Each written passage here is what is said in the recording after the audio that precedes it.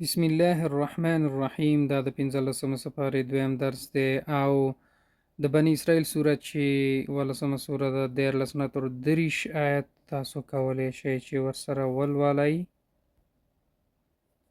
اعوذ بالله من الشیطان الرجیم.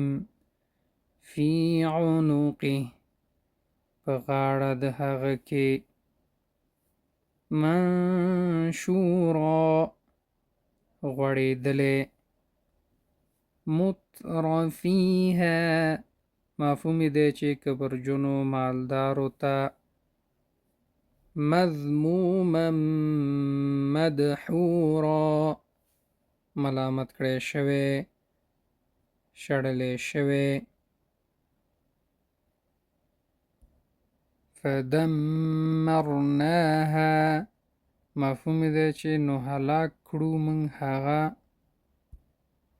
مشکورا، مفهوم دی منلی شوی. محظورا، مفهوم دی چې منع کړی شوی. مخذوله،